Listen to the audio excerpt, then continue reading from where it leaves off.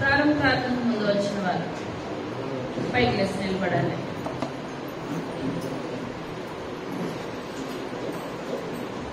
ప్రారంభ ప్రార్థన ముందు వచ్చిన వారు చప్పట్లు కొడదాం. పోయిన ఆదివారం మనం ఏ వాక్యం చెప్పుకున్నాం? ఏం మాట్లాడాడు చివరి మాటలో?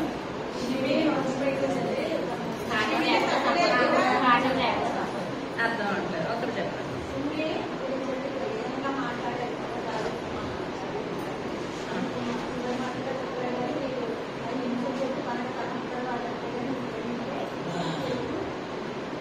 చప్పట్లు కొడదాం.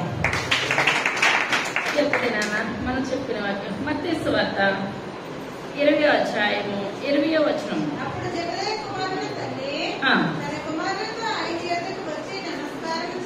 నమస్కారం చేసి అడిగను.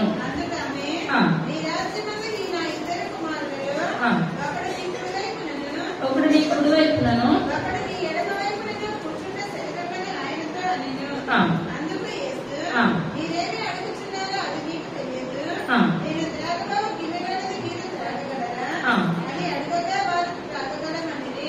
చిన్న ప్రార్థన చేస్తుంది. పరమా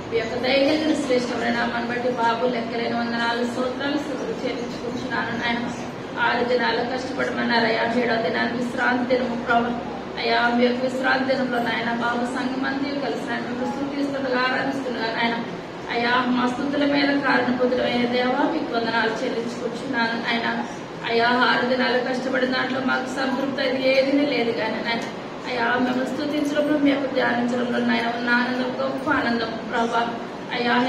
సంతోషం మా జీవితాల్లో మా బ్రతుకులను ఉండదు బాబు అయ్యా. ప్రతి ఒక్కరూ నాయన ప్రభట్టుకుండా వచ్చాం ప్రభా అయ్యా. మేము ఎందులో జారిపోతున్నామో ఎందులో పడిపోతున్నాము నాయన అయ్యా. వాక్యం ద్వారా మా జీవితాన్ని మా బ్రతుకులు సరిచేస్తున్న గొప్ప భాగ్యాన్ని దయచేయండి నాయన అయ్యా. నాయన విని విడిచిపెట్టే వారంగా కాకుండా ప్రభా అయ్యా మా జీవితకాలను భద్రపరచుకునే గొప్ప భాగ్యాన్ని దయచేయండి అయ్యా. కొన్ని మాటలు చెప్తుండగా నన్ను మరుగుపరచడయ్యా.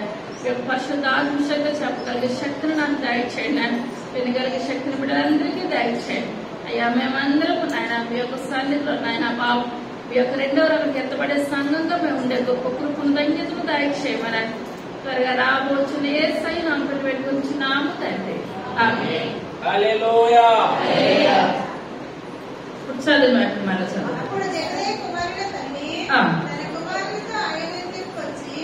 ఎవరు వచ్చారు? జబ్దే కుమారు తల్లి అనగా సలోమే. ఎంతమంది అండి కుమారులు? 2 కుమారులు. 2 కుమారులు తీసుకుని ఎక్కడికి వచ్చింది? యేసయ్య దగ్గరకు వచ్చింది. యేసయ్య దగ్గరకు వచ్చి ఏమంటుంది? చదువుకున్న వాక్యం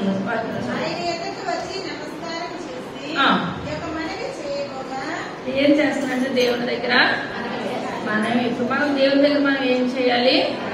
మనవి చేయాలి. మనమని దేవుడు ఏం చేయాలంటే ఆలకించాలి, అంగీకరించాలి. అడిగాను.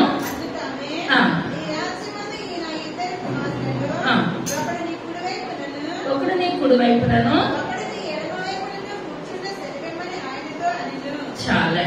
ఇప్పుడు సలోమి అని అర్థం ఏంటండి? సమాధానం. ఎవరు చెప్పారు? దేవుని నామానికి వందనాలు. సలోమి అనగా సమాధానం. ఇప్పుడు ఎవరు కుమారులు? తండ్రి పేరు జబదయి. జబదయి అనగా దేవుని బహుమానం. ఏంటండి? జబదయి అనగా దేవుని బహుమానం. సలోమి అనగా సమాధానం. ఇద్దరు కుమారులు. ఇప్పుడు కుమారుడు యాకోబు అనగా ఇప్పుడు ఎక్కడ చూస్తున్నట్లయితే బదులుగా పాత నిబంధనలో ఇప్పుడు యాకోబు మనం చూస్తున్నట్లయితే దానికి ఏంటంటే మడిమలు పట్టుకున్నాడు. యాకోబు అనగా ఏంటండి? తల్లి గర్భంలోనే మడిమలు పట్టేస్తున్నాడు అనమాట. ఎందులోనంటే ప్రతిది కూడా గెలిచేదాకా విడవడం. ప్రతి దాంట్లో కూడా తెల్లవారులు కూడా దేవుడితో ఏం చేస్తాడు ఇతను? ఆ యాకోబు, పాత నిబంధనలో యాకోబు పెళ్లిలాడాడు. ఇప్పుడు యాకోబు అనగా ఇప్పుడు ఇక్కడ ఏంటండి? బదులుగా. యాకోబు అనగా బదులుగా. ఇంకొక ఎవరు మిగిలిపోయారు? యోహాన్. యోహాన్ అనగా వరము లేక బహుమానము. ఏంటండి? వరము లేక బహుమానం. జబదయి అనగా దేవుని బహుమానం. సలోమి అనగా సమాధానం. యాకోబు అనగా బదులుగా. యోహాన్ అనగా వరము లేక బహుమానం. ఇప్పుడు ఇక నలుగురు పేర్లు అర్థాలు మనం చూస్తున్నాం. ఇప్పుడు బైబిల్ గ్రంథంలో సలోములు ఎంతమంది ఉన్నారంటే? ఇద్దరు. ఇంకొక ఆమె ఎవరు? హేరోదియ కుమార్తె. యోహాన్ ఇప్పుడు ఏమన్నదండి? తల్లి ప్రేరేపణ బట్టి యోహాన్ గారి యొక్క తల పళ్ళెంలో పెట్టి చెప్పనని తెచ్చినంత మాత్రం ఆమె కలిసి వస్తే అని ఉందంటారా? ఏది కూడా లేదు. ఇప్పుడు ఆ యొక్క సలోమి వేరు, ఈ యొక్క సలోమి వేరు. ఇప్పుడు సలోమి స్వయాన యేసు ప్రభు గారికి చిన్నమ్మ అవుతుంది. ఏమవుతుందండి? యేసు ప్రభు గారికి చిన్నమ్మ అవుతుంది. చిన్నమ్మ అవుతుంది కనుక ఇప్పుడు చనువు మీద వచ్చింది. దేవుని యొక్క ఆ ప్రేమతో వచ్చింది. ఎందువల్లంటే ఈ కుటుంబము ఈ లోకం గురించి చూడలేదు, పైన పరలోకం గురించి చూసారు. పరలోకం కావాలి. పరలోకంలో ఇక్కడ ఏ స్థితి ఉన్నది వాళ్ళు ఏమి కూడా చూడలేదు. పరలోకంలో దేవుని సన్నిధిలో నా కుమారులు ఏం చేయాలి? కుడివైపు ఒకరు కూర్చోవాలి, ఎడవైపు ఒకరు కూర్చోవాలి. తల్లి ఆలోచన అదే, కుమారుల యొక్క ఆలోచన అదే.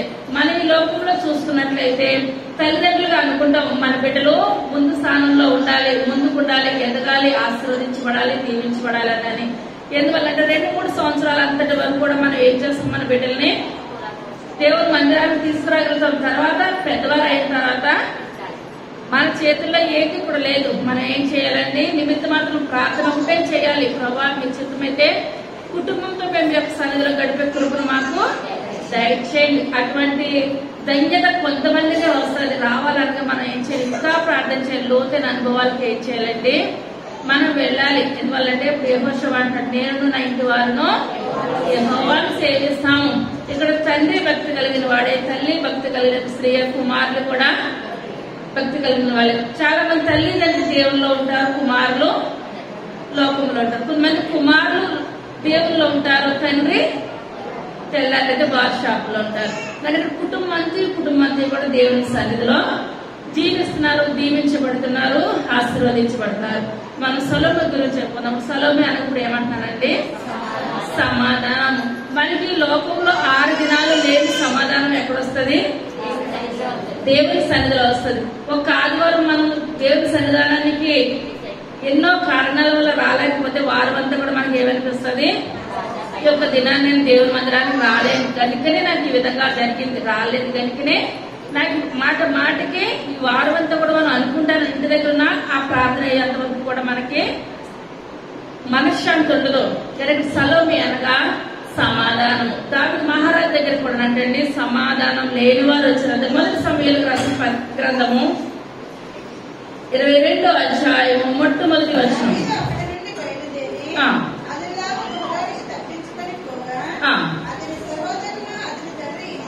ఇప్పుడు ఎవరెవరు వచ్చారంటే దావీదు దగ్గరికి దావీదు ఇప్పుడు ఎక్కడున్నాడు? అదుల్లాం గుహ దగ్గర ఉన్నాడు. ఎందుకు ఉన్నాడు అదుల్లాం గుహ దగ్గర? సౌలు తరుముకుంటూ వచ్చేస్తున్నాడు. చాలా సార్లు చెప్పాము, దావీదు యుద్ధానికి బరిలోకి దిగుతున్నట్లయితే సౌలు చనిపోతాడు కనుక అభిషేకం పొందిన వాళ్ళు చంపకూడదని దావీదు ఏం చేస్తున్నాడండి? అదుల్లాం గుహలో దాక్కుని ఉన్నాడు. దాక్కుని ఉన్న సమయంలో మొట్టమొదటి ఎవరు వచ్చారంటే అతను కలుసుకోవడానికి సహోదరులు వచ్చారు. రెండవదిగా తండ్రి ఇంటి వారు, తర్వాత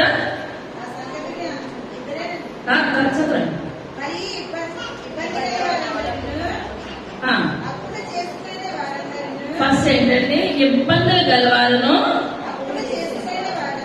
అప్పులు చేసుకున్న వారందరూ,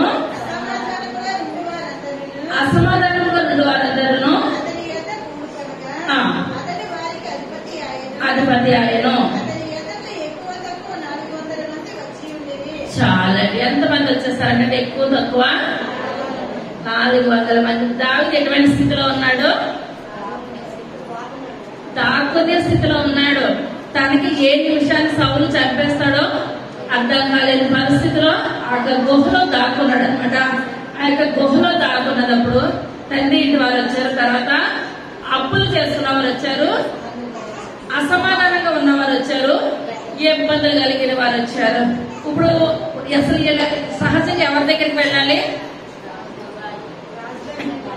రాజు ఎవరు? ఈ టైంలో సౌలు రాజు కనుక రాజు దగ్గరికి వెళ్ళాలి. రాజు దగ్గరికి వెళ్ళకుండా ఎక్కడికి వచ్చారండి వీళ్ళు? దావీదే కొంచెం దావీదే కొండల్లోను గుట్టల్లోనూ దాక్కుంటున్నాడు కదా. ఇప్పుడు దాక్కున్న పరిస్థితుల దగ్గరికి ఎంతమంది వచ్చారండి? 400 మంది వచ్చారు. ఇప్పుడు మనకు ప్రజెంట్ సీఎం ఎవరు? రేవంత్ రెడ్డి. అందరికి కేసీఆర్ అని వచ్చేస్తారు. ఇప్పుడు మనకి ఏదైనా ఇబ్బందులు కాబట్టి మనం ఎక్కడికి వెళ్ళాలి? ఏదైనా అవసరం ఉంటే రేవంత్ రెడ్డి గారి దగ్గరికి వెళ్ళాలి, కానీ కేసీఆర్ దగ్గరికి వెళ్తే అప్పుడు నాకు ఓటేయలేదు కానీ నా దగ్గరికి ఎందుకు వచ్చావు అంటాడు. ఇప్పుడు ఎందువల్లంటే ఇక్కడ కూడా ప్రజెంట్ ఎవరున్నారు? రాజు కింద సౌలు ఉన్నాడు. ఇప్పుడు సౌలు దగ్గరికి వెళ్ళాలి, కానీ ఎందువల్లంటే వీళ్ళకి ఏ నమ్మకం కూడా లేదు. వీళ్ళ గురంతా ఏంటంటే ఎప్పటికైనా దావీదు రాజు అవుతాడు, రాజు అయినప్పుడు మాకు మీరు సహాయం దయచేయండి. ఇప్పుడు ఇతనే దాక్కున్న స్థితిలో ఉంటే మనం అంటాం నాకే తిక్కనా లేదు మేడకొక డోలేనని.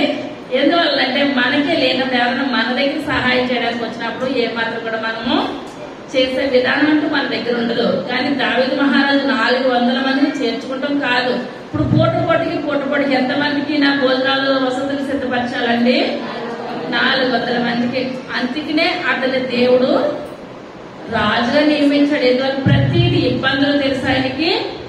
గొర్రెలు కాసుకున్నప్పుడు ఇబ్బంది ఏంటో తెలుసు, రాజుగా ఉన్నప్పుడు ఉన్నతమైన స్థానం ప్రతిదీ తెలుసు. కనుకనే దేవుడు చిన్న వయసులోనే ఆ యొక్క దావీదు మహారాజుని రాజు కింద ఏర్పాటు చేశాడు. కానీ ఇక్కడ వీళ్ళందరూ కూడా సౌలు దగ్గరికి వెళ్ళాలి, కానీ సౌలు దగ్గరికి వెళ్ళడానికి న్యాయం జరగదని వాళ్ళకి తెలుసు కనుక ఎవరి దగ్గరికి వచ్చారండి?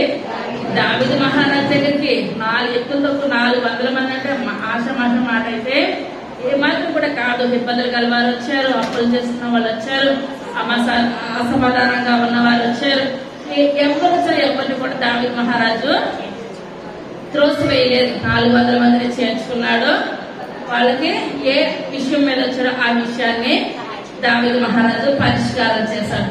మన వాక్యంలోకి వచ్చేసినట్లయితే ఇప్పుడు యాకోబు యోహాను వాళ్ళ వృత్తి ఏంటండి? చేపలు పట్టే వృత్తి అనమాట. మార్కు సువార్త 1వ అధ్యాయము 18వ వచనం.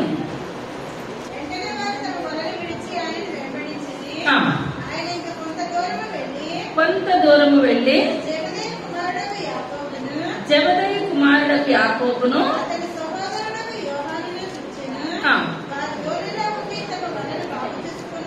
ఇప్పుడు ఏం చేస్తున్నారంటే ధోనిలో ఉండి తమ వలలో బాగు చేసుకుంటున్నారు. వెంటనే ఆయన వారిని పిలువగా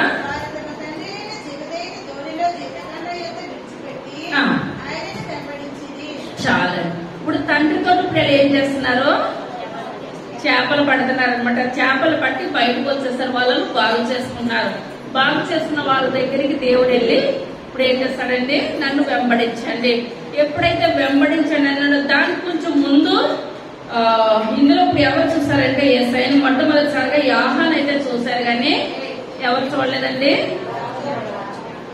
యాకోబు ఏమాత్రం కూడా చూడలేదు. యోహాను ఎక్కడ చూశాడనగా యోహాను సువార్త 1వ అధ్యాయం 35వ వచనం.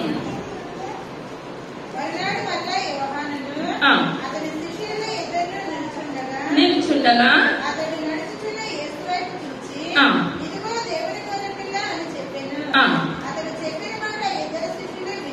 విని వెంబడించిరి. చూచి రబ్బీ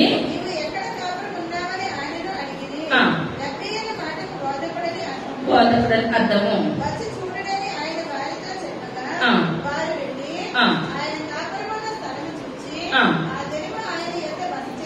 బస చేసేది.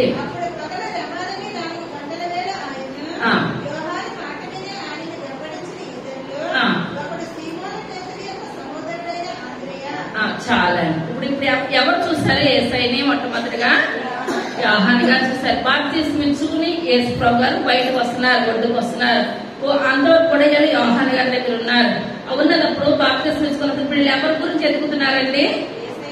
యేసయ్య. మాకు యేసయ్య ఎవరో తెలవాలి, మాకు యేసయ్య గురించి మేము తెలుసుకోవాలి అన్న ఆసక్తి వీళ్ళలో ఉన్నది. మొట్టమొదటిగా ఆ యొక్క సీమోను పేతురుకి యేసయ్యని పరిచయం చేసింది ఎవరు? ఆంధ్రయ్య పరిచయం చేశాడు అనమాట. ముందే ఆంధ్రయ్యకి తెలుసు, ఆంధ్రయ్య తర్వాతనే సీమోను పేతురు తెలుసు. కానీ యేసయ్యకి దగ్గర ఎవరైపోయారు? సీమోను పేతురు ఆంధ్రయ్య కానీ ఎక్కువగా దగ్గర అయిపోయారు. ఇప్పుడు ఇక్కడ ఆయన బాప్తిస్మం తీసుకొని వస్తుండగా ఇప్పుడు మొట్టమొదటిసారి ఎవరు చూసారంటే వీళ్ళిద్దరిలో యోహాను చూశారు. అంతవరకే యేసయ్య ఇంటికి వెళ్ళారు, యేసయ్య తోటి ఉన్నారు. మామూలు తిరిగి వచ్చేసి మళ్ళీ వాళ్ళ తండ్రితో వాళ్ళ వృత్తికి వాళ్ళు వెళ్ళిపోయారు. అంతవరకే. ఇప్పుడు మనం చదువుకున్నది బాగా చదువుకున్నాం. మార్క్స్ వార్త 2:18 1:18.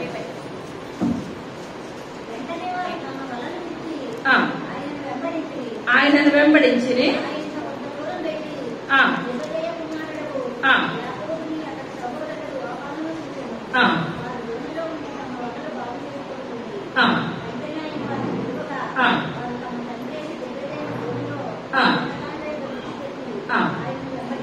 చాలా. ఇప్పుడు తండ్రి ఉండగా ఇప్పుడు యేసయ్య వీళ్ళిద్దరిని కూడా యాకోబుని యోహాన్ని పిలిచినప్పుడు ఆ దోన్లో జీతగాండ్రు ఉన్నారు. అంటే వీళ్ళు ఉన్నతమైన స్థితిలో ఉన్న కుటుంబమే. ఆ యొక్క దినాన్న వీళ్ళకి సొంత దోన్ ఉన్నది. ప్లస్ ఇప్పుడు వీళ్ళు జీతగాండ్రు పెట్టుకొని పోషిస్తున్నారు. ఒకరికి జీతం ఇచ్చే స్థితిలో వీళ్ళున్నారు.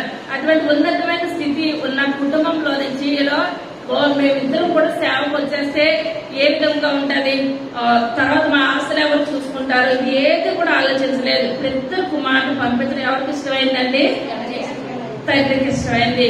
సహజంగా మనకి లోకంలో ఉన్నప్పుడు ఒక తల్లికి 2 కుమారులు ఉన్నారనుకోండి, ఆ 2 కుమారులు కూడా మాట వినలేనంత సేపు కూడా నా బిడ్డలు మాట వింటే మీకు సేవకిచ్చేస్తాం అంటారు. అదే కుమారుడు కలెక్టర్ అయిపోయాడు అనుకోండి, గుళ్ళో కూర్చోబెట్టిన తల్లి కలెక్టర్ కన్నా ఎక్కువ ఫీల్ అవుతుంది అనమాట తల్లి. అమ్మో నా కుమారుడికి ఏమాత్రం కూడా ఖాళీ ఉండదు. 10th క్లాస్ 10 సార్లు ఫెయిల్ అయిపోతాడు చిన్న కుమారుడు. ఆ కుమారుడికి తల్లి ఏమంటది? సేవకి ఇచ్చేస్తాను. నా చిన్న కుమారుడిని ఏం చేస్తాను? సేవకి ఇచ్చేస్తాను. అంటే ఎందువల్లంటే పనికి రాని దేవునికి ఇస్తారు, పనికి వచ్చి అయితే ఈ లోకంలో. కానీ తల్లి తండ్రి వీళ్ళిద్దరూ కూడా 2 కుమారులు బలవంతులైన వారే, 2 కూడా దేవుని సన్నిధిలో బలంగా వాడబడినవారే. కానీ వీళ్ళిద్దరు కుమారులు కూడా తల్లిదండ్రులు ఏమనుకుంటారండి? దేవునికి సమర్పించాలి, సేవకు సమర్పించాలి. ఎందువల్లంటే మన తల్లి తండ్రి మన బిడ్డలు మన సేవలోనూ ఎక్కువగా ప్రోత్సహించాలి. ఇప్పుడు నైట్ అంతా కూడా దేవుని సన్నిధిలో పనులు చేస్తున్నారు అనుకోండి, తండ్రిగా మనం బాధపడద్దు. నాయన నా బిడ్డల్ని పనిలో బాధపడుతున్నారు, అదే బార్ షాపుల దగ్గర కూర్చుంటే మనం బాధపడాలి. కానీ దేవుని పరిచర్య చేసినంతసేపు కూడా మనం మానవులు కాదు, మన పరిచర్య ఎవరికండి? దేవుని కొరకు. ఇప్పుడు తండ్రిని విడిచిపెట్టేశారు, జీతగాన్ని విడిచిపెట్టేశారు. ఏసై వెనకాల వెళ్ళిపోతున్నారు. కానీ తండ్రి చాలా ఆనందించాడు. బైబిల్ గ్రంథంలో ఏ నాడు కూడా ఆ యొక్క జబదయి తన కుమారుని తిట్టినట్టుగానే తల్లే చేసింది నా పిల్లల్ని వెనకాల ఆశను విడిచిపెట్టేసి దేవుని సేవకు సమర్పించేసి అన్న ఒక్క పదము కూడా ఎవరి నోటానికి రాలేదండి. జబదయి నోటానికి రాలేదు. అందుకని జబదయి అనగా ఏంటండి? బహుమానం. దేవుడు ఆయనకి ఇచ్చిన బిడ్డల్ని దేవుని కొరకు వాళ్ళు ఏం చేస్తారు? సమర్పించుకున్నారు, బహుమానంగా వాడుకున్నారు అనమాట. అదే తర్వాత మనం చూస్తున్నట్లయితే మొదటి రాజుల గ్రంథము 19వ అధ్యాయము 19వ వచనం.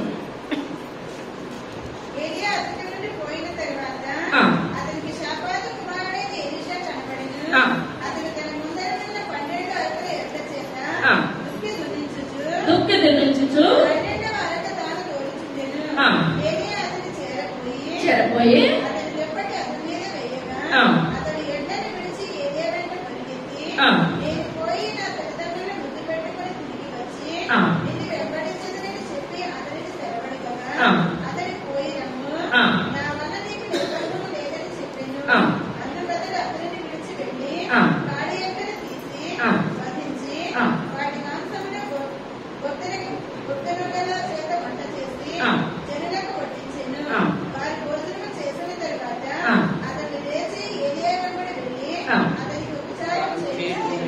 చాలా ఇక్కడ మనం చూసుకున్నట్లయితే ఆ యొక్క ఏలియా దుప్పటి ఎవరి మీద పడిందండి? ఎలీషా మీద పడింది. ఎప్పుడైతే దుప్పటి ఆయన మీద, దుప్పటి అనగా ఏం చెప్పానండి? సంఘము, సహవాసము. ఇప్పుడు ఇంక ఎవరితో సహవాసం చేయాలనిపించింది?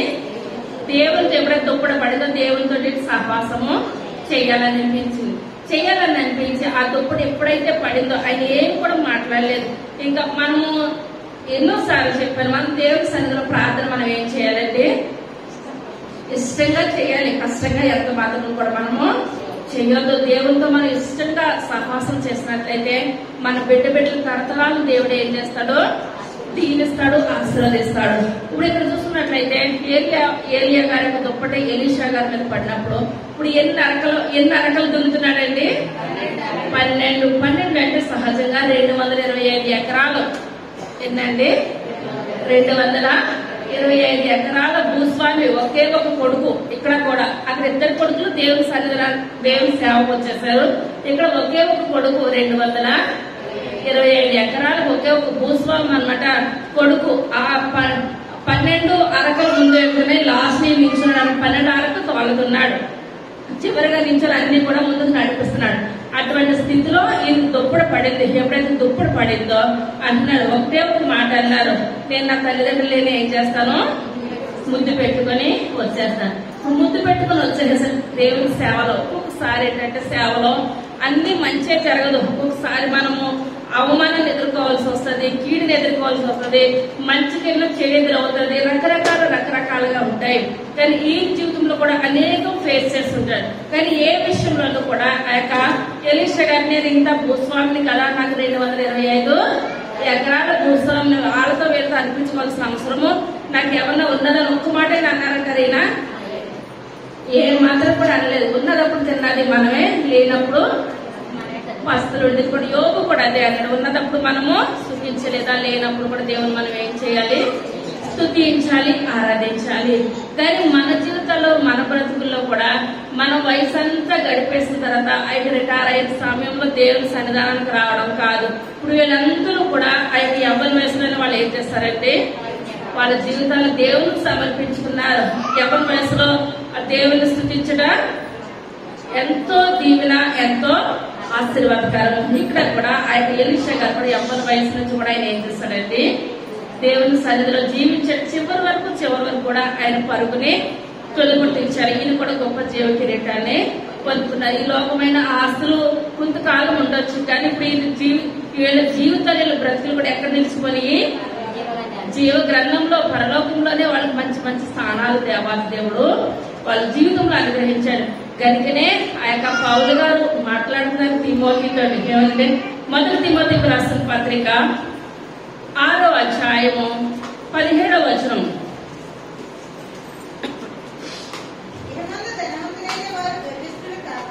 ఇహమందు ధనవంతులైన వారు గర్విష్ఠులు కాక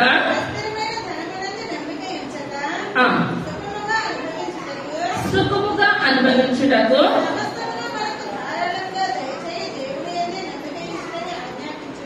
చాలండి. ఇప్పుడు ఇక్కడ పౌలు గారు తిమోతితో మాట్లాడుతున్నాడు. ఏమంటున్నాడు? తిమోతి ఇహమందు గర్విష్ఠులైన వాళ్ళు ఎలా ఈ లోకంలో ధనం ఎక్కువ ఉన్నట్లయితే వాళ్ళకి ఏముంటదంటే గర్వం ఎక్కువ ఉంటదట. నాశనానికి ముందు ఏమి నడిచేస్తుంది? గర్వం నడిచేస్తుంది. కనుకనే ఇప్పుడు పౌలు గారు కూడా గొప్ప ఉన్నతమైన వ్యక్తే, ఉన్నతమైన స్థితిలో నుంచి ఇప్పుడు ఆయన ఏం చేస్తున్నాడు? ఆయన జీవితాన్ని అంతటినీ కూడా దేవుని కొరకు సమర్పించేస్తున్నాడు అనమాట. అదే మాట పౌలు గారు తిమోతికి రాస్తాడు. ఇహమందు ధనవంతులైన వారు గర్విష్ఠులు కాక అస్థిరమైన ధనమయందు నమ్మకించక సమస్తము ధారాళం అనుగ్రహించి దేవుని యందు మనం ఏం చేయాలంటే నమ్మకించాలి.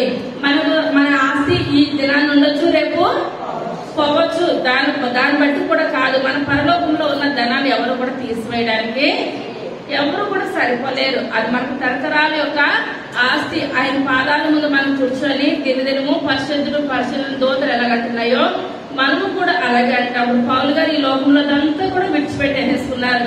ఇప్పుడు హన్నా ఉన్నది, ఇప్పుడు ఈ జాబితాకే చెందుతుంది. హన్నా కూడా పిల్లలు లేరు అన్నప్పుడు చాలా కన్నీరు కాల్చింది. మనం కూడా ముందు మనకి ఏదైనా జరగాలని అంటే నాయన నేను మీకు అది చేస్తాను, మీకు అది చేస్తాను అంటాం. అన్ని దేవుడు ఇచ్చిన తర్వాత మనం ఏం చేస్తామని దేవుడిని మర్చిపోతాం. కానీ హన్నా అలా లేదు. అయ్యా పెళ్ళిన నా మాటలకి నాకు చాలా బాధ అనిపిస్తుంది, పెళ్ళిన మాటలు నేను తట్టుకోలేకపోతున్నాను, నాకు ఒక కుమారుని దయచేసి ఆ కుమారుని మళ్ళీ కుమారుడే తన కుమార్తె అనట్లేదు, నాకు ఒక కుమారుని దయచేసి ఆ కుమారుని నేను ఏం చేస్తాను మీ యొక్క సేవకు సమర్పించేసుకుంటాను. అలాగే కుమారుని సేవకు సమర్పించేసుకుంది. వీళ్ళు ఏటేటా ఎక్కడికి వస్తున్నారండి? శిలోహు మందిరానికి వస్తున్నారు. ఇప్పుడు హన్నాని పెనిన్నాని ఇప్పుడు పెనిన్నా పుట్టిన బిడ్డల్ని తీసుకొని వీళ్ళు మందిరానికి వస్తున్నారు.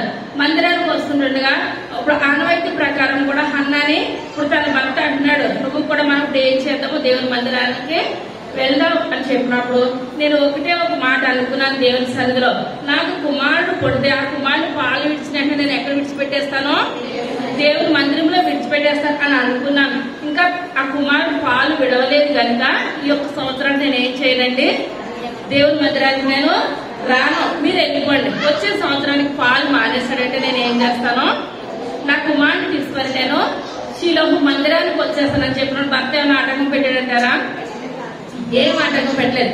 నీ ఇష్టమే నా ఇష్టం అంతే అని మిగిలిన వాళ్ళందరూ కూడా దేవుని యొక్క మందిరానికి వెళ్ళిపోయారు. ఇప్పుడు తర్వాత సంవత్సరం వచ్చినప్పుడు కలుగువచ్చు మళ్ళీ నాకు పిల్లలు కలుగుతారో కలగరో నేను అనుకున్న మాటను తీసి నేను ఏం చేస్తాను, గట్టు మీద పెట్టేస్తాను అని అనుకోలేదు. ఇవేం చేస్తుందండి, కుమారుని తీసుకొని దేవుని మందిరంలో ఆ పాలించేటప్పుడు కూడా మంచిగా అనుకుంది, నా కుమారుడు దేవుని సన్నిధిలో పాడబడాలి. ఇప్పుడు ఆ కుమారుడు దేవుని మందిరానికి ఇచ్చేసినప్పుడు ఇప్పుడు ఏది కుమారులు ఉన్నారు మంచివారంటారా?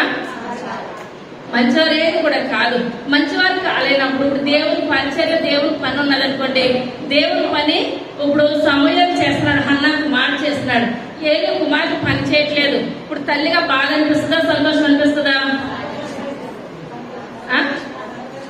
ఆయన కుమారులు ఏమో ఇంట్లో పడుకున్నారు, నా కుమారుడు పని చేస్తున్నాడు, బాధ ఉంటుందా? బాధపడద్దు. మనం ఎవరికి చేస్తున్నాం, దేవునికి చేస్తున్నాం. ఈ లోకంలో మనం ఏది చేసినా, చిన్నది చేసినా పెద్దది చేసినా మనము దేవుని చేయాలి. సేవకులు పిల్లలు చేయకుండా తీర్పు ఎవరికి వస్తుందండి? సేవకులకే. ఇప్పుడు ఆయన పని చేయలేదు, ఏది కుమారుని పని చేయలేదు, తర్వాత యాజకత్వం పని వాళ్ళకి వచ్చేసాడా దేవుడు? వాళ్ళకి ఇచ్చాడా దేవుడు? ఏమాత్రం కూడా ఇవ్వలేదు. ఇప్పుడు సౌలు కరెక్ట్ గా లేడు, సౌలు కుమారుడికి ఇచ్చేస్తాడా? దావీదు చేతిలో పెట్టేసాడు.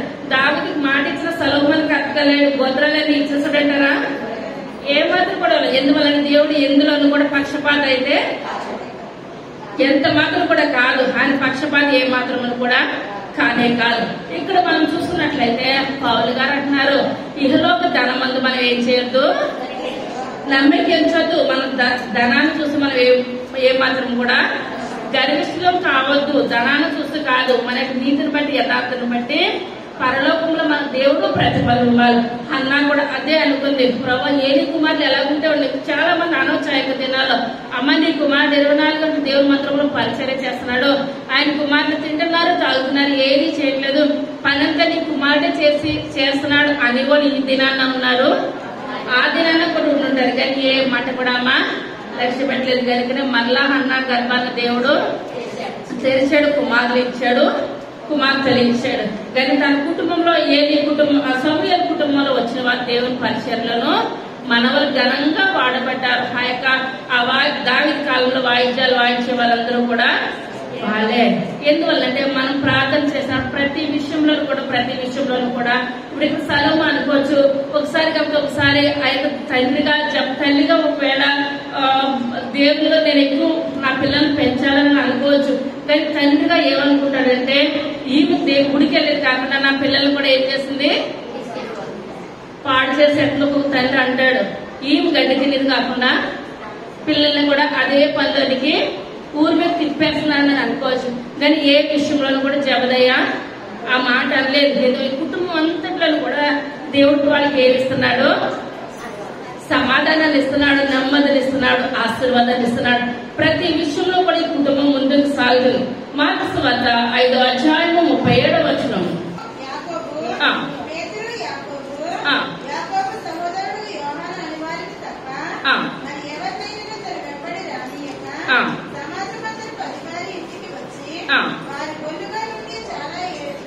చాలండి. ఇక్కడ యాయిర్ యొక్క కుమార్తె చనిపోయినప్పుడు దేవుడు ఎవరెవరు తీసుకెళ్ళాడంటే లోనికి పేతురు, యాకోబు, యోహాను వీళ్ళు ముగ్గురిని తీసుకుని వెళ్ళేవాడు అనమాట. ప్రతి విషయంలోనూ ఇప్పుడు యాకోబు, యోహాను ఎలా ఉన్నారు, కుటుంబంలో తల్లిదండ్రులకు నమ్మకంగా ఉన్నారు, దేవుని సన్నిధిలో కూడా నమ్మకంగా ఉన్నారు. ఇప్పుడు వీళ్ళు గురంతా కూడా కుడివైపున ఒకరు ఎడవైపున ఒకరు, కుడివైపు ఒకరు ఎడవైపున ఒకరు.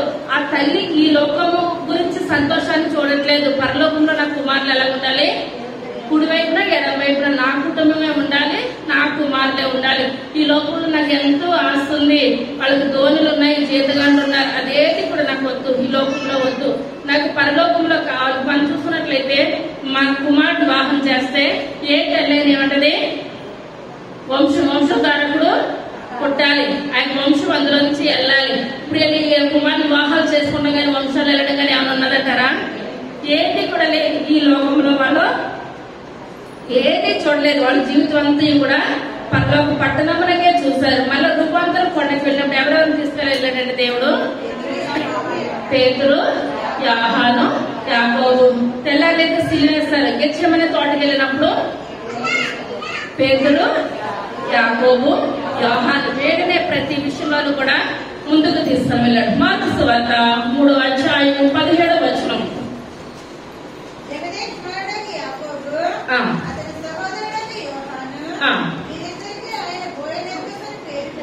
బోయనర్గేస్ అని పేరు పెట్టాను. చాలా ఇప్పుడు ఏంటంటే దేవుణ్ణి ఎవరైనా ఏదైనా అన్నారనుకోండి, ఇప్పుడు మనకి ఇష్టమైన వారిని ఎవరైనా ఒక మాట అంటే మనం ఒప్పుకుంటామా? వాళ్ళ దగ్గర మేలులు పొంది వాళ్ళ మాట అనడానికి మీకు మనసు ఎలా వస్తుంది? కొంతమంది అయితే మొక్క మీద అంటారు, కొంతమంది అయితే చాటును అంటారు. ఇప్పుడు ఏసై దగ్గర కొంతమంది స్వస్థతలు వస్తున్నారు, కొంతమంది ఆహారం రొట్టెలు చేపలు తినడానికి వస్తున్నారు. ఇప్పుడు దావీదు దగ్గర కూడా మూడు జాబితాలు వచ్చారు. అప్పులు గలవాళ్ళు, ఇబ్బందులతో ఉన్నవారు, అసమాధానంతో ఉన్నవాళ్ళు. మనసు బాగోలేదనుకోండి దేవుని సన్నిధిలో ప్రార్థన చేసుకోవాలి. కొంతమంది ఏంటంటే తన బాధ వేరే వ్యక్తికి మంచి వ్యక్తితో చెప్పుకుంటే తన బాధ తీరుతుంది కదని ఆ రకమైన కొంతమంది ఉంటారు. దేవుని సన్నిధిలో ప్రార్థన చేస్తారు, దేవుని ద్వారా మేలు పొందుకోవాలనుకున్నవారు కొంతమంది ఉంటారు. ఇప్పుడు దావీదు దగ్గరికి కూడా రకరకాల గుంపులు ఏ రకంగా వచ్చినాయో ఇప్పుడు ఆ యొక్క దేవుని సన్నిధానాన్ని కూడా రకరకాలమైన వారు వచ్చేవారు. కొంతమంది ఆయా దావీదు కుమారుడు నన్ను కరుణించమని నన్ను సంతోషించేవారు ఒకరు ఉన్నారు. కొంతమంది అయితే దేవుడిని రకరకాలుగా దూషించేవారు కొంతమంది ఉన్నారు. ఈ రకంగా దూషిస్తూ ఉంటుంటే ఇప్పుడు యేసయ్యకి ఎంతమంది అయిన శిష్యులు?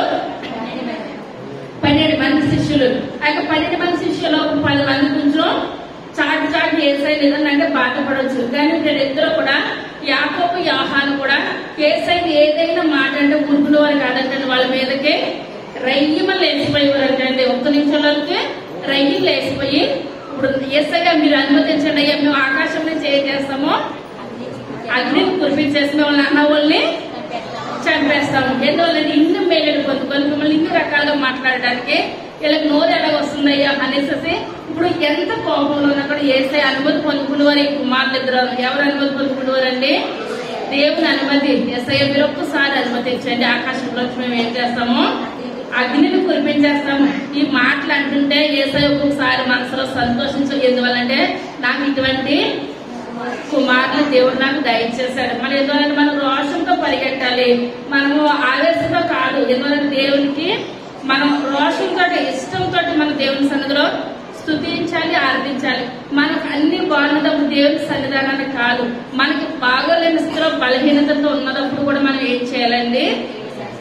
దేవుని సన్నిధానానికి రావాలి. మనం అనుకుంటాం ప్రభా నేను లేకపోతున్నా నాకు మీకు తెలవదు అన్నాను. ఆయనకి తెలవలేని ఏది కూడా లేదు. కానీ మనం అటువంటి విషయాల్లో కూడా మనం దేవుని మందిరానికి రావాలి. పెందల కడనే దేవుని మందిరానికి రావాలి. ప్లస్ ఇప్పుడు ఏంటంటే మన జీవిత కాలం కూడా నమ్మకంగా మనం పని చేయాలి, యథార్థంగా మనం దేవుని సన్నిధిలో వాడబడాలి. ఇప్పుడు ఇక్కడ కూడా ఇప్పుడు యేసు ప్రభు గారు ఒక మాట అంటుంటే వాళ్ళు ఇప్పుడు ఏమంటున్నారండి? ఆకాశం నుంచి అగ్నిని కురిపించేస్తారు. ఎప్పుడైతే అగ్నిని కురిపించేస్తానని అంటుంటే దేవుడు కురిపించనిచ్చాడా? ఎవరి మీద కూడా కురిపించిన వాళ్ళకి అందుకనే వాళ్ళకి అంటున్నాడు పోయింది కేసని పేరు. మనం ఒకసారి మన కుటుంబంలో మన పిల్లలకి రిజిస్టర్ లో ఒక పేర్లు ఉంటాయి, ఇంట్లో ఒక పేర్లు ఉంటాయి అనమాట. వాళ్ళ కోప తాపాలను బట్టి తల్లిదండ్రులకి వాళ్ళ యొక్క మనస్తత్వాలు అర్థమవుతాయి అనమాట. ఇప్పుడు ఇక్కడ కూడా ఉరుబడి వారిని దేవుడే పెట్టేసాడు. అయ్యా నా గురించి ఒక్క మాట అంటే చాలు వీళ్ళు ఏం చేస్తున్నారు? ఉరివేస్తున్నారు. రోషం కలిగి పని చేస్తున్నారు, రోషం కలిగి పని చేస్తున్నారు అని దేవుడు మంచి పేరు పెట్టారు. ఏం పేరండి? ఉరిబడి వారిని. అతను దేవుడు మంచి శిష్యుని ఎవరికి ఇచ్చారండి? దేవుడికి ఇచ్చాడు. ప్రతి సంఘంలోనూ కూడా రోషం కలిగి మనం ఏం చేయాలి? దేవుని కొరకు వాడబడాలి, పరిచర్య చేయాలి. ప్రతి విషయంలోనూ కూడా దేవుని కొరకు ఆయన గురమాలి. ఆయన ముందుకు మనం ఏం చేయాలి? చేప ఏం చేస్తుంది? బ్రతుకున్న చేప ఎదురు చచ్చిన చేప కొట్టుకెళ్ళిపోతుంది. మనం ఏం చేయాలి? ఎదురేగాలి. ఇప్పుడు యాకోబు యోహాను వెళ్ళి మనం ఏం చేయాలండి? ఎదురేగాలి. ఆ పేర్లు దేవుడి ద్వారా దేవుడే పెట్టాడు అనమాట. పోయి నరికేసి ఉరిమేస్తారనమాట. నా కొరకు ఏదో ఉరుముతున్నారన్న పేరు ఎవరి ద్వారా మనం పెట్టించుకోవాలండి? మన దేవుని ద్వారా మనము మంచి పేర్లు పెట్టించుకోవాలి. మళ్ళా వాక్యంలో వచ్చారు మత్తయి సువార్త 20:20.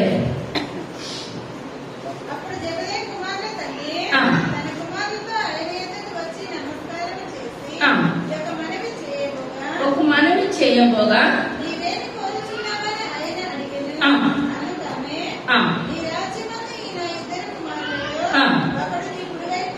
ఒకడు నీ కుడి వైపునను అనెను. తెలియదు అడుగగా చాలండి. ఇప్పుడు ఇక్కడ యేసు ప్రభు గారు అంటున్నారు వచ్చిన సలోమి తోటి, సలోమి నువ్వేం మాట్లాడుతున్నావో నీకేమన్నా తెలుసా? ఇప్పుడు నేను ఈ లోకంలో 33.5 సంవత్సరాలు జీవిస్తాను. ఇప్పుడు తర్వాత సిలివేసి ముందు నాకు ఇప్పుడు ఆయన ఏమిస్తారు? లోకస్తులు చేతులు చిరికిన నాకు దాహంగా తీరుస్తారు. అది చిరకాలుగా మనం ఏం చెప్పామండి? గిన్నె, పాపాల గిన్నె. ఆ పాపాల గిన్నె ఎవరు కనిపిస్తారు? యేసయ్య కనిపిస్తారు. ఆయన పాపాలన్నీ ఆయన చేసిన పాపాలు, మనం చేసిన పాపాలా? మనం చేసిన పాపాలు. ఆయన ఒక్క పాపం కూడా ఏ పాపం లేకుండా ఈ లోకంలోకి వచ్చారు. ఏ పాపము లేకుండా పరలోకానికి ఆయన సిలువేసిన తర్వాత తిరిగి లేచి ఆరోహణమై వెళ్ళిపోయారు. ఇప్పుడు ఆయన పాపాల గిన్నె నాకు ఇస్తారు. ఆ గిన్నె తాగగలుగుతారా అంటే కుమారులు ఏమంటారు? వెనక జరిగిపోయారంటారా? తాగుతా ఉన్నాడు. ఒక నిత్య జీవానికి వారసులకు ఒక యవనస్తుడు యేసయ్య దగ్గరకు వచ్చాడు. యేసయ్య దగ్గరకు వచ్చి నాయన నేను మీ పేరట అది చేస్తున్నాను ఇది చేస్తున్నానంటే దేవుడు అన్నాడు ఏమన్నాడండి? నీ ఆస్తిని అంతా కూడా పేదలకు పంచిపెట్టి వచ్చేయమంటే అతను ముందుకు వచ్చాడు, వెనక్కి వెళ్ళాడా? వెనక్కి వెళ్ళిపోయాడు. ఇప్పుడు ఆయన పాపాల గిన్నె తాగాలనంటే ఇప్పుడు తల్లి ఏం చేయాలంటే ముందు ఈ కుమారుని తీసుకొని వెళ్ళిపోవాలి. ఇంత ఇంతకాలం కూడా మాకు బుద్ధి తక్కువయ్యి వెనకాల వచ్చాము. ఇన్ని రోజులు కూడా మీ తండ్రి వెనకాల పరిచయం చేసినట్లయితే చేపలు పడడానికి వెళ్తే మనకి ఇంకా బోల్ డబ్బులు వచ్చినాం అని అనాలి. కానీ తల్లి అంటే కుమారులు అంటున్నారు కూడా, అయ్యా మేము ఏం చేస్తాము, తాగేస్తాము, కానీ మాకేం చేయాలి, మా కుమార్తెకి ఏం చేయాలి, కుడివైపు ఒకడు ఎడవైపు ఒకడు స్నానాన్ని దయచేసి. ఇదే మాట వెనక్కి ఏమాత్రం కూడా యొక్క తల్లి ఏమాత్రం కూడా వెనక తగ్గట్లేదు. మన దేవుని సన్నిధిలో వచ్చాము, ఆ యొక్క లోతు భార్యలకు వెనక చూసే జీవితాలు మనకి ఏమాత్రం కూడా వద్దు. ముందుకే ముందుకే ముందుకే. అదే హెబ్రీయులకు రాసిన పత్రిక 11వ అధ్యాయము 24వ వచనం. విశ్వాసమును బట్టి క్రీస్తు విషయమైన ఎంచుకొని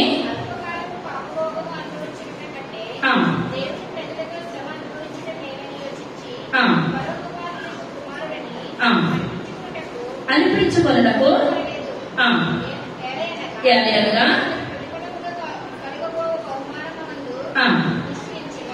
చాలా. ఇక్కడ మోషే ఏం చేస్తాడంటే రాయబడింది, మోషే పెద్దవాడు అయినప్పుడు ఏం చేస్తాడంటే విశ్వాసమును బట్టి ఐగుప్తు ధర్మం కంటే క్రీస్తు విషయమైన ఎంత గొప్ప భాగ్యం అని ఎంచుకున్నాడు. ఇతను పెద్దవాడు అయిపోయాడు. బహుశా అతనికి 40 సంవత్సరాలు దరిదాపు వచ్చేసినాయి. 40 సంవత్సరాలు అతను ఎక్కడున్నాడు, ఐగుప్తులో ఉన్నాడు. 40 సంవత్సరాలు మిద్యాన్ అరణ్యంలో ఉన్నాడు. 40 సంవత్సరాలు ఇశ్రాయేలు ప్రజలు నడిపించాడు. 40 ఇప్పుడు ఇక్కడ చూసుకున్నట్లయితే పరిశుద్ధాత్మ తండ్రి మాట్లాడుతున్నాడు. అక్కడ మోషే పెద్దవాడు అయినప్పుడు విశ్వాసమును బట్టి ఐగుప్తు ధర్మం కంటే ఏం కావాలనుకున్నాడంటే క్రీస్తు విషయమైన నింద గొప్ప భాగ్యం అని ఎంచుకున్నాడు. అతను రాజు కింద ఉండాలంటే తన పిల్ల కరతరాలు రాజుల కింద సింహాసనం మీద దిగడు.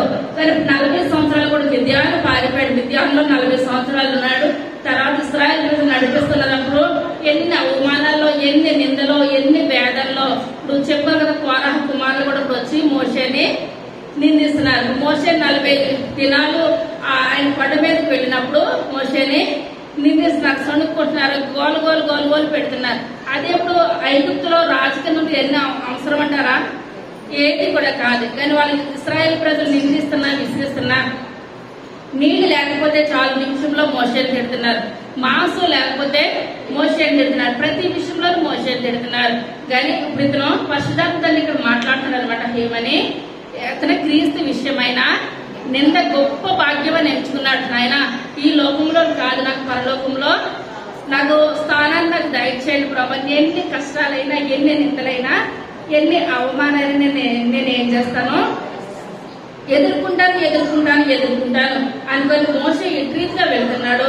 ఇప్పుడు ఇక్కడ కూడా జబదయి కుమారులు ఒకవేళ మనం అనుకోవచ్చు, ఇప్పుడు యేసయ్య దగ్గర తీసుకురావడానికి ఇప్పుడు మనం ఉదయం లేసిన కాడి దేవుని మందిరంలో మన పిల్లల్ని కూర్చోబెట్టాలంటే ఆ తల్లి బాధ్యత ఇంత అంతా కూడా కాదు. అవునంటారా? తండ్రికి మనసులో ఉండొచ్చు, పైకి చెప్పకపోవచ్చు. కానీ తల్లి ఏమనుకుంటది, పెందెల కడిగిన నా కుమారులు ఏం చేయాలి, మీ యొక్క మందిరంలో కూర్చోవాలి. పెందెల కడి మీ యొక్క కుమారులు మందిరంలో కూర్చోవాలి. బిడ్డల్లో పెంచడంలో తండ్రి బాధ్యత ఉంటుంది, కానీ వాళ్ళు డబ్బులు పెట్టడంలో ప్రతి విషయంలో తండ్రి బాధ్యత ఎక్కువ ఉంటుంది. కానీ పెంచడంలో ఎవరి బాధ్యత ఉంటుందంటే ఎక్కువగా తల్లి బాధ్యత చాలా ఉంటుంది అనమాట. చాలా 99% తల్లి బాధ్యతే. వాళ్ళ ప్రయోజనం చేసిన తల్లే చేస్తుంది. వాళ్ళకి గారం పెట్టి పాడు చేసినా కూడా, పాడు చేయాలని కాదు కానీ ఏంటంటే అధికమైన గారం పెట్టి పాడయ్యేటట్టు చేసినా తల్లే చేస్తుంది. కానీ ఇప్పుడు ఇక్కడ యేసయ్య తీసుకొని వెళ్ళడానికి ఇప్పుడు తల్లికి ఇష్టం అనుకోండి. ఇప్పుడు తల్లికి ఇష్టమా, కుమారులకి ఇష్టమా? పాపాల గిన్నె తాగడానికి అర్థం వస్తున్నా? తల్లికి ఇష్టమా, కుమారులకి ఇష్టమా?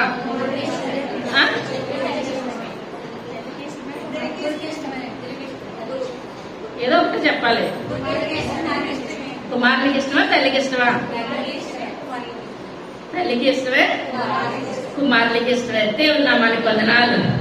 మార్కు సువార్త 10వ అధ్యాయము 35వ వచనం.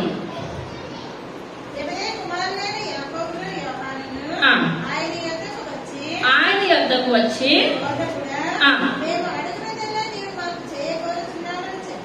చాలండి. పెట్టుకు వచ్చేసినారు. కానీ ఇక్కడ రికమెండేషన్ కొరకు కుమారులు ఇద్దరు ఎవరిని ఎంట పెట్టుకుని వచ్చారు?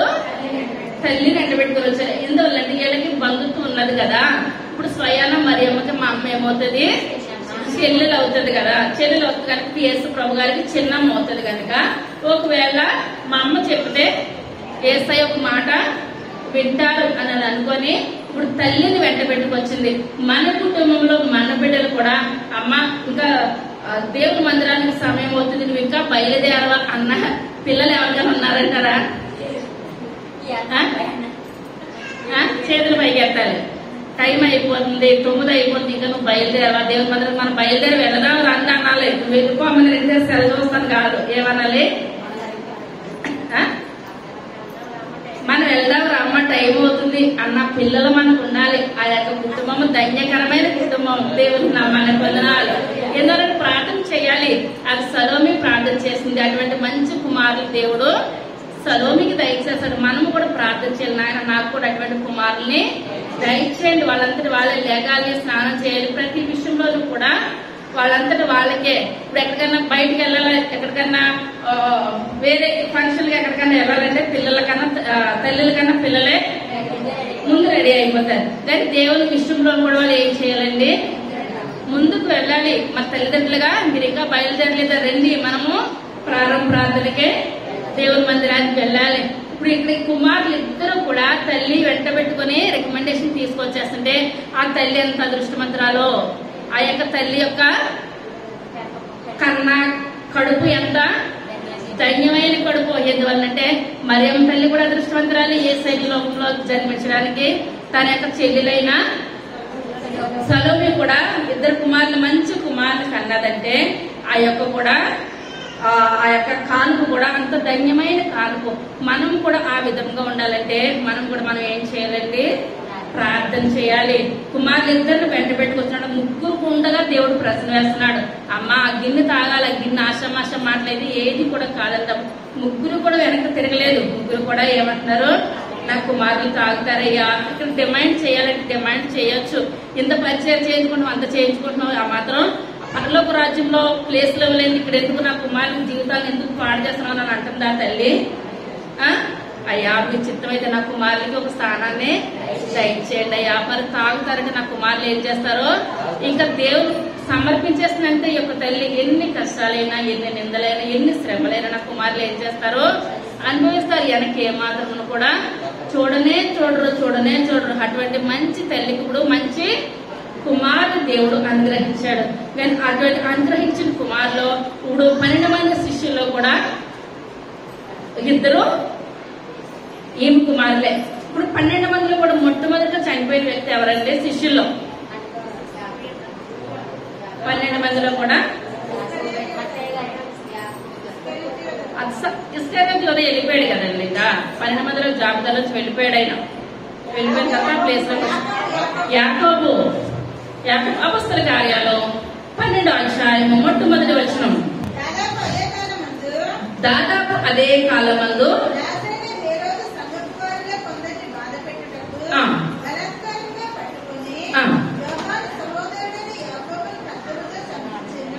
చాలండి. యాకోబును ఇప్పుడు ఏం చేస్తారండి? ఖడ్గంతో చంపించేశారు.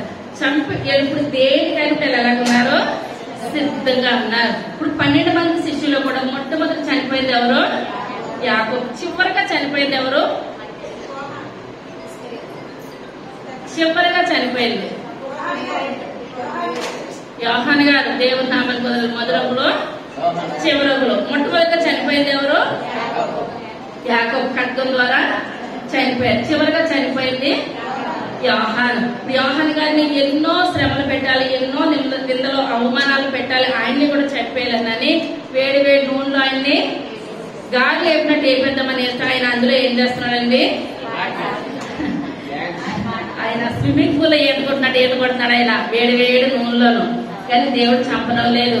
ఒక అరటి పొంద పెట్టేసి అందులో ఆయన పెట్టి రంపాలతో కోసేస్తున్నారు. అయినా ఆయనకి ఏది కూడా ఎందువల్లనంటే మనం ఈ లోకంలోకి వచ్చినప్పుడే మనం ఎన్ని సంవత్సరాలు భూమి మీద బ్రతకాలని ఉన్నది ఎవరి ప్రణాళిక అంటే దేవుని యొక్క ప్రణాళిక. అలా వెళ్ళినందుకు అలా జరిగిపోయిందంటారు. ప్రతిది కూడా ఆయన యొక్క చేతుల్లో ఉన్నది. యాకోబుని కూడా తప్పించడానికి ఆయన చేతిలో ఉన్నదంటారా? ఉన్నది. కానీ ఏంటంటే అంతకు శ్రమలు చాలు, ఆయన ఆ విధంగా హతసాక్షి అయిపోయాడు. ఇప్పుడు లాస్ట్ ఇప్పుడు ఈయన ఏం చేస్తారంటే ఎలాగా చంపలేకపోతామను తిండి తెప్పులు లేకుండా పద్మాస్ దీవుల్లో ఆయన్ని వేసేశారు. పద్మాస్ దీవుల్లో కానీ ఆయన వేయకపోతే అది ప్రకటన గ్రంథమే లేదు. ఏంటండి, పద్మాస్ దీవుల్లో యోహాను గారిని వేయకపోతే ప్రకటన గ్రంథమే లేదు అనుకున్నాడు. ఈయనకి తిండి లేక తెప్పులు లేవు కదా, ఇప్పుడు నూనెలో వేసినా ఈయన చనిపోతలేదు, అరటి పందుల్లో పెట్టి రంపాలతో పోసిన ఆయన చనిపోవట్లేదు. తిండి లేకుండా తిప్పలు లేకుండా ఆయన పెట్టేస్తే ఆయన చనిపోతారు కదా అని అనుకుంటే ఆ పద్మాస దీవులో పరలోక పట్టణాన్ని చూసి ఆయన ఏం చేస్తాడంటే ప్రకటన గ్రంథం రాస్తాడు. ఎందువల్లంటే ఇప్పుడు ఆది కాండానికి చివరి ప్రకటన లేకపోతే బైబిల్ గ్రంథానికి ఏమాత్రం కూడా అర్థం లేదు. ఆయన పుట్టికి ఇదంతా వచ్చింది. ఇప్పుడు ఆ ప్రకటన లేకపోతే పరలోక రాజ్యం గురించి మనకి ఎటువంటి అవగాహన కూడా ఎంత మాత్రం కూడా లేదు, తెలదు. వృద్ధాప్యం వరకు కూడా ఎవరు బ్రతికారండి? యోహాను గారు బ్రతికారు. ప్రకటన గ్రంథాన్ని దేవుడు యోహాను భక్తులతోటి రాయించారు. అది పద్మాస దీవిలో ఉంది. ఆ యేసయ్యను చూస్తూ ఆ పరలోక పట్టణంలో ఆయన యొక్క ఏ రకంగా ఉన్నారో చూసిదంతా కూడా చూసి ఆయన ఏం చేస్తాడంటే ప్రకటన గ్రంథాన్ని రాశాడు. మన వాక్యంలో చదువు మత్తయి సువార్త 27వ అధ్యాయము 55వ వచనం.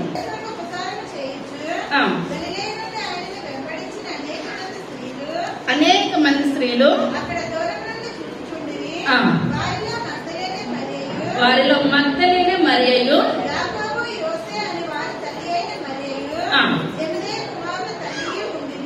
చాలా. ఇక్కడ ఏంటంటే పరిశుద్ధాత్మ తండ్రి మత్తయి సువార్త కానించి ఈయన మరణం వరకు కూడా రాయిస్తానే వస్తున్నాడు. ఇప్పుడు యేసయ్యని సిలువేసేస్తున్నారు. యేసయ్యని సిలువేసేస్తుంటే ఆ యొక్క శిష్యుల్లో ఇప్పుడు ఎవరున్నారండి? సిలువ ముందు 12 మంది శిష్యుల్లో యోహాను గారు ఒక్కరే ఉన్నారు. మిగిలిన వాళ్ళందరూ కూడా పారిపోయారు. పారిపోయిన స్థితిలో ఇప్పుడు స్త్రీలు చాలా మంది దూరం నుంచి చూస్తున్నారు. ఆ యొక్క దూరం నుంచి చూస్తున్న స్త్రీలు ఇప్పుడు ఇక్కడ ఎవరున్నారండి? సలోమి ఉన్నది. ఇప్పుడు జబదయి కుమారుల యొక్క తల్లి, జబదయి కుమారుల తల్లి ఇక్కడ ఉంది. అనుకోవచ్చు అప్పుడైనా సరే, అయ్యో ఈయన చూసి నా యొక్క అక్క కుమారుడు కదా, నా కుమారుల్ని ఈయన వెనకాల పంపించేశాను, ఈయనే సిలువ చనిపోతున్నాడు కదా, నా కుమారులు వెనక తెచ్చేద్దామని అనుకున్నదా ఈ యొక్క తల్లి? డబ్బులు ఉన్నంతసేపు వెనకాల తిరిగారు, డబ్బులు అయిపోతే పక్కకి వెళ్ళిపోతారు. తప్పని కుమారుడు మనం చూసుకున్నాం కదా, డబ్బులు ఉన్నంతసేపు కూడా స్నేహితులు ఉన్నారు, డబ్బులు అయిపోతారు. ఒక్కొక్క ఫ్రెండ్ కూడా పక్కకి వెళ్ళిపోయారు. ఇప్పుడు ఈ సిలువ మీద చనిపోతున్నప్పుడు తన కుమారులు ఇంకా మార్గేంద్రులు అని అనుకున్నది తల్లి. అనుకోలేదు. యేసయ్య గురించి ఉపచారం చేసిన ఇంక నేను ఎంత చేసినా కూడా ఆయనకు ఉపచారం చేయాలి, ఎంత చేసినప్పుడు కూడా నేను నా దేవుడికి నేను ఏం చేయాలి?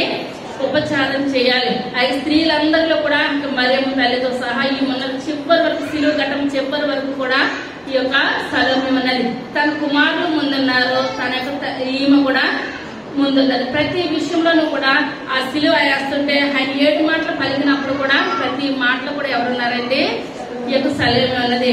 మనం సిలువ మాటల గురించి చెప్పినప్పుడు చెప్పాను. ఎన్ని స్టేషన్లు అని చెప్పానంటే 14 స్టేషన్లు. 14 స్టేషన్లు కూడా ఇప్పుడు యొక్క సలోమి ఏం చేసింది? నడిచింది. తల్లిగా మరియమ్మ వెళ్ళింది అనుకోండి, కానీ ఈమె ఏం చేసింది? వెనకాల యేసయ్య వెనకాల వెళుతూ ఉంది. ఆయన ఏడుస్తుంటే ఆయన చివరి వరకు కూడా కుమారులు పరిచయం చేస్తారు. తల్లిగా ఈమె కూడా పరిచయం చేస్తుంది. అదే మార్కు సువార్త 15వ అధ్యాయము 40వ వచనం.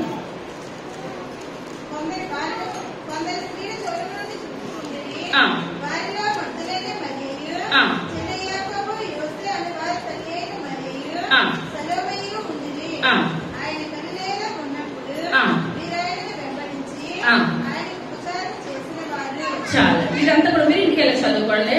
ఇప్పుడు ఏంటంటే ఈమె చాలా మంది మనం చెప్పుకున్నాం కదండి, 5,000 మంది పురుషులు యేసయ్య వాక్యం చెప్పినప్పుడు. స్త్రీలు చంటి పిల్లలు ఏమాత్రం కూడా లెక్కకి రాలేదు. లెక్కకి రాకుండా స్త్రీలు కాదు, చిన్నపిల్లలు కాదు, పురుషులే లెక్కకు వచ్చారు.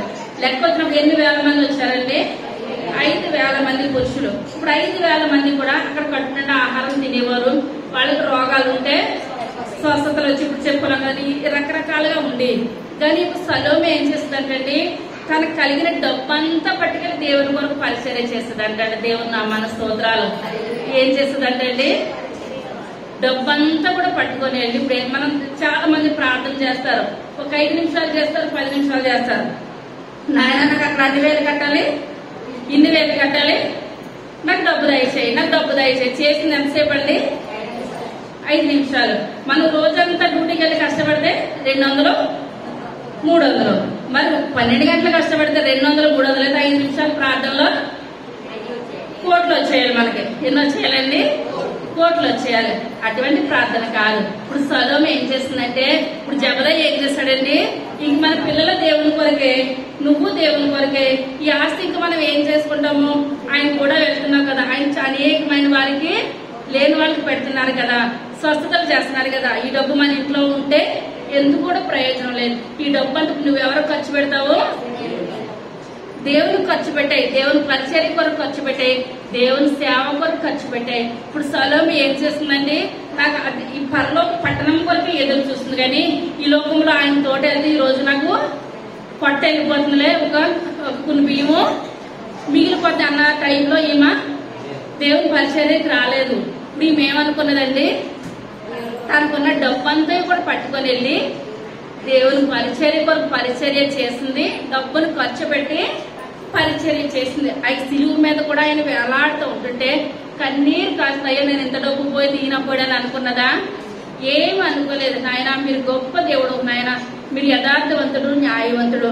ఆ సిలువు మీద ఆవిడ కన్నీరు, ఆయన వేలాడుతున్న కన్నీరు కాస్తూ ఉంటుంటారంట.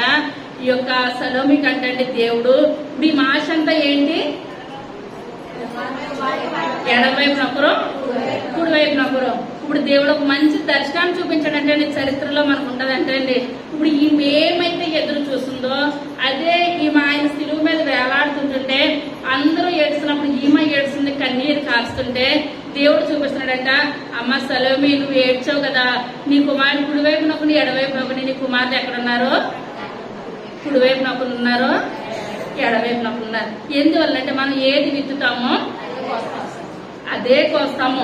మనం సోమర్తనాన్ని విత్తితే సోమర్తనాన్ని కోస్తాము. మన హెబ్రీ స్త్రీలు ఎటువంటి వారండి, చురుకైన వారు. చురుగ్గా ఉండటం గొప్ప భాగ్యం అని మనం ఏం చేయాలి, ఎంచుకోవాలి. ఈమె చురుగ్గా పనిచేసింది. ఈ ఆలోచన ఉద్దేశం అంతా ఏంటి, కుడివైపు ఒకరిని ఎడవైపు నొక్కని, కుడివైపు ఒకరిని ఎడవైపు నొక్కని అనుకుందంట. అయ్యా నాకు ఈ దర్శనం చాలు, అయ్యా మేము ఎంతో ప్రయాసపడ్డాం, నా కుమారుడు కుడివైపు నొకరు ఎడవైపు నొకరు ఉండాలని నేను ప్రయాసపడ్డాను, అయ్యా నాకు చూపించవద్దండి, ఇది నాకు చాలయ్యా, మేము ఎంతో పరిగెట్టాము. మనం ఎందువల్లంటే మనం దేవుడు చేస్తాడా చేయడా చేస్తాడా అపనమ్మకంతో మనం పరిగెట్టొద్దు, మనం గురియొద్దు పరిగెట్టాలి. పౌలు గారు పరిగెట్టినట్టు, నాయన ఇది నువ్వు చేయగలిగిన గొప్ప దేవుడు, నాయన మీరు చేయకపోతే ఎవరు చేస్తారు ప్రభా, మీకు అసాధ్యమైన ఈ లోకంలో ఏది కూడా లేదు, ప్రతిదీ సాధ్యమేనాయన. నా కుటుంబాన్ని మీరు పలానాది మీరు దయచేయండి ప్రభు. మన విశ్వాసంతో ముందుకెళ్ళాలి. ఆయన విశ్వాసం ఇప్పుడు ఏం చేస్తుందండి, విశ్వాసంతో ముందుకెళ్ళింది. దేవుడు ఎటువంటి స్థానాలు ఇచ్చాడండి తన కుమారులకి, కుడివైపు ఒకరిని ఎడమవైపున ఒకరిని. ఆయన చివరిదిగా యోహాను సువార్త 19వ అధ్యాయం 25వ వచనం.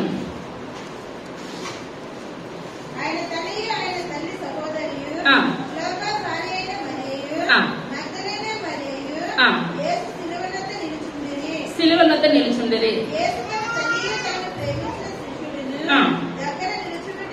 నిలుచుండుట చూచి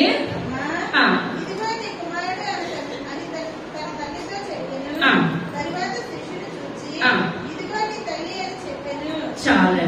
ఇప్పుడు ఏం బాధ్యత మిగిలిపోయింది ఏసైకి, సిలువ మీద వేలాడుతుండగా తల్లి బాధ్యత మిగిలిపోయింది. కుమారుడు తండ్రిగా నేను నా తల్లికి నేను ఏం చేయాలి, న్యాయం చేయాలని అనుకున్నది. ఆ యోహాను గారు కూడా ఏడుస్తున్నారు, ఆ సొంత తల్లి ఏడుస్తుంది, ఇక్కడ సలోమి కూడా ఏడుస్తుంది, మిగిలిన క్లోపా బాధ్యత చాలా మంది స్త్రీలు ఉన్నారు. స్త్రీలందరూ కూడా కన్నీరు మున్నీరుగా కారుస్తున్నారు. ఆ కారుస్తున్న సమయంలో ఇప్పుడు యవ్వన కుమారుడు వెళ్ళిపోతున్నాడు. అప్పటికే యేసేపు గారు ఏం చేస్తారండి, చనిపోయారు. యేసుప్రభు గారు సిలువ వేయక ముందే యేసేపు ఏం చేశారు, చనిపోయారు కనుక ఇప్పుడు తల్లి యొక్క బాధ్యతని తీసుకోవాలి. ఇప్పుడు యేసుప్రభు గారు పుట్టిన తర్వాత వాళ్ళకి శరీరానుసారంగా వాళ్ళకి ఏం కలిగిందండి, సంతానం కలిగింది. కానీ యేసయ్య సిలువ మీద ఆరోపణ అయ్యేంత వరకు కూడా వాళ్ళు ఏమాత్రం కూడా దేవుణ్ణి అంగీకరించలేదు. ఇప్పుడు యేసై సులువు మీద బలియాగం ఆరంభం అయిపోయిన తర్వాత ఇప్పుడు యాకోబు పత్రిక రాస్తాడు. ఆయన దేవుని సన్నిధిలో చాలా బలంగా వాడబడ్డారు. ముందైతే ఏమాత్రం కూడా ఇప్పుడు యాకోబు యోహాను పరిచర్య చేసినట్టు ఉరిమిడి వారణాలకు అర్థం వచ్చినట్టు వాళ్ళు ఏం చేయలేదండి. ఏం మాత్రం కూడా పరిచర్య చేయలేదు. మాకు అవమానం చేస్తున్నాడు, మాకు ఇలా చేస్తున్నారు, అలా చేస్తున్నారు అని యేసయ్యని ఒకసారి కాలుగా కట్టేసేవారంటే బయటికి వెళ్ళి ఆ స్వస్థత చేతను ఈ స్వస్థత చేతని స్వస్థత పొందిన వాళ్ళు ఇంటి మధ్యకి వచ్చి ఇప్పుడు ఏం చేస్తున్నారు, ఆదివారన్నా స్వస్థత చేస్తాం, అది చేస్తున్నాం, ఇది చేస్తున్నాం అంటే నిన్ను బట్టి ఈ గొడవలు మేము భరించలేకపోతున్నామని తాళ్ళతో ఏసుకుగా ఏం చేసేవారంటే కట్టేసేవారంటే అండి. అలా దేవునికి అవమానం తెచ్చేవారు, ఎన్నెన్నో మాటలతోటి హింసించేసేవారు.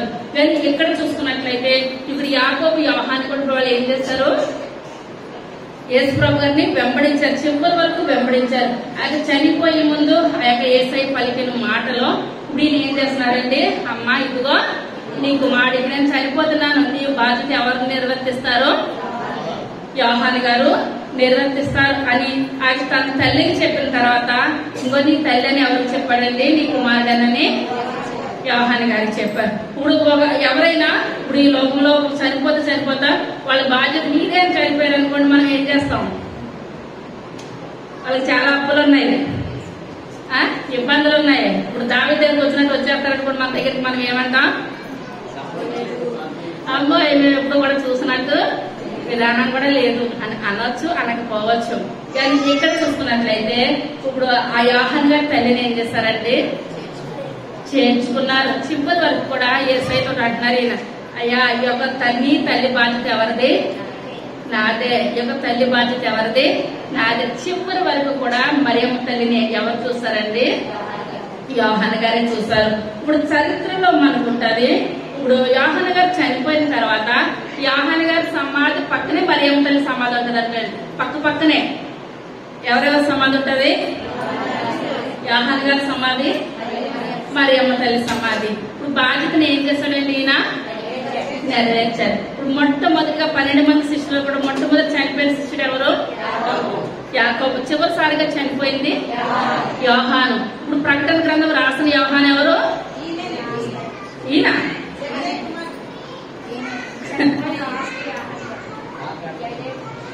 తల్లి బాధ్యతను ఎవరు ఇచ్చిన కుమారుడు ఎవరు, ప్రకటన గ్రంథం రాసిన కుమారుడు ఎవరు, ఇద్దరు ఒకటే, ఇద్దరు కూడా ఒకటే. దేవుడు నమ్మకం మీరు గట్టి బలంగా చెప్పాలి, ఇద్దరు కూడా ఒకరే. ఇప్పుడు మనకి జబదే అనగా దేవుని బహుమానం, సలోమి అనగా యాకోబు అనగా బదులుగా, యాహాను అనగా యాహాను వరము లేక ఏంటో అలాగా నుంచి ఇక్కడ కొత్త ఇక్కడ వదిలేస్తున్నారు, ఇక్కడ కొత్త అక్కడ వదిలేస్తున్నారు. మీరు కరెక్ట్ గా చెప్పాలన్నమాట. ప్రతి విషయంలో కూడా మనం ఏం చేయకూడదు, వెనక్కి ఏమాత్రం కూడా వెళ్ళకూడదు. బైబిల్ గ్రంథంలో ఎంతమంది ఉన్నారు, సలోమిలు ఇద్దరు. ఒక సలోమి హేరోది కుమార్తె, ఇంకొక సలోమి జబదయి కుమార్ల తల్లి. ఇప్పుడు ఎలా పనిచేస్తారు దేవుని కొరకు, బలంగా పనిచేశారు. ఇప్పుడు ఆమె యొక్క ఉద్దేశం ఏంటంటే, ఆమె ఆలోచన ఏంటి, తల్లి యొక్క ఆలోచన ఏంటి, కుడివైపున ఒకరు ఎడవైపున ఒకరు. దేవుడు చేశాడంటారా, సలోమికి చేసిన దేవుడు మనకి కూడా చేస్తాడు. ఇప్పుడు జబదయి అనగా దేవుని బహుమానం, సలోమి అనగా సమాధానం, యాకోబు అనగా బదులుగా, యోహాను అనగా వరము లేక బహుమానం. దేవుడు సలోమికి మంచి బిడ్డలను దయచేసినట్టు, మంచి కుమారులు దయచేసినట్టు మనకి ఇచ్చిన సంతానం దేవుడు ఏం చేయాలండి, ఆశీర్వదించాలి. పైకి వేస్తాం, చిన్న ప్రార్థన చేస్తాం. సర్వశక్తి కలిగిన తండ్రి, కృప కలిగిన తండ్రి, దయ కలిగిన ఆయన, మీ యొక్క దయగలిగిన శ్రేష్టమైన నామాన్ని బట్టి ప్రభావం లేని వందనాలు, స్తోత్రాలు, స్తుతులు చెల్లించుకుంటున్నాను. అయ్యా నాయన బాబు జబదయి కుమారులు తల్లి ప్రభా, అయ్యా కుమారులు వెంట పెట్టుకుని వచ్చేసింది నాయన. అయ్యా గిన్నెలో త్రాగలేదని చెప్పారు, నా కుమారులు తాగుతారు ప్రభా. అయ్యా కుడివైపు నొప్పుల్ని ఎడవైపు నొప్పుల్ని పాపం అయ్యా మంచి స్థానాలు దయచేయమన్నది ప్రభు. అయ్యా ఇప్పుడున్న మా అందరి బిడ్డలకి కూడా నాయన మీరు మంచి స్థానాలు దయచేయండి. అయ్యా తల్లిదండ్రులు మేము ఎంతో కన్నీరు కారుస్తున్నాం నాయన. ఎంతో బాధ్యతగా ప్రార్థన చేస్తున్నాం నాయన. అయ్యా బిడ్డలు కూడా నాయన యాకోబు యోహాను వలె ప్రభా అయ్యా పెందరు కూడా మీ యొక్క సన్నిధానికి వచ్చే కృపను దయచేయండి. అయ్యా మీ యొక్క సన్నిధిలో బలంగా వాడబడగలిగే గొప్ప భాగ్యాన్ని దయచేయండి ప్రభా. అన్నాడు ఆ బిడ్డలు ఆశీర్వదించిన దేవుడు నాయన మా సంఘటనలో బిడ్డలందరినీ మీరు ఆశీర్వదించండి నాయన. మీ కొరకు పెంచే తల్లిదండ్రులుగా మమ్మల్ని తీర్చిదిద్దమని అడుగుతున్నాను ప్రభా. అయ్యా వాళ్ళ ఆస్తంతి మీ కొరకు నాయన మేము పరిచయం కొరకు సమర్పించారు ప్రభా. అయ్యా అన్న సమర్పించింది ఆయనకి ఏమాత్రం వెనక చూడలేదు ప్రభా. అయ్యా నాయన బాబు మోషే గారు కూడా నాయన ఐగుప్తు తనము కంటే ప్రభా నాయన ఇశ్రాయేలు కొరకు నాయన నింద గొప్ప భాగ్యం నేర్చుకున్నాడు బాబు. అయ్యా మేమంటిగా జీవించే కృపను దయచేయండి నాయన. అయ్యా పాపం గారు తిమోతికి రాస్తున్నారు ప్రభా. అయ్యా తిమోతి ఈ లోకమంది నాయన ధనాన్ని మనం సృష్టించొద్దు బాబు. అయ్యా మనకు నాయన కలగబోయే పరలోక పట్టణం కొరకు ఎదురు చూడలేని నాయన పౌలు గారు తిమోతితో ఎటు రీతిగా చెప్పారు ప్రభా. అయ్యా మేము ఆ విధంగా ఉండే కృపను దయచేయండి. అయ్యా దావీదు నాయన మీకు బహుగా ప్రియుడు ప్రభా. అయ్యా దావీదు దగ్గర నాయన హక్కులతో ఉన్నవాళ్ళు అసమాధానంతో ఉన్నవాళ్ళు ఇబ్బందులు గల వారందరూ వచ్చినప్పుడు ప్రభా అయ్యా దావీదు వాళ్ళకి న్యాయం చేర్చేయండి ప్రభా. అయ్యా మేము మీ యొక్క సన్నిధానానికి వచ్చాము ప్రభా. అయ్యా మా జీవితాలు అసమాధానంతో నిండిపోయిందేమో ప్రభా. అయ్యా వేదనతో ఉన్నామేమో, ఇరుకులతో ఉన్నామేమో, ఇబ్బందులతో ఉన్నామేమో ప్రభా. అయ్యా ఈ వాక్యం ద్వారా మా జీవితాలు కట్టబడుకునే గొప్ప భాగ్యాన్ని దయచేయండి. అయ్యా మీ యొక్క సన్నిధిలోకి వచ్చాము ఆయన సార్. అయ్యా సార్ మీకు ఇచ్చిన సమాధానం మాకు దయచేయండి. దీవెనకరంగా మమ్మల్ని వాడుకున్నారైనా ఆశీర్వాదకరంగా వాడుకున్నాయి.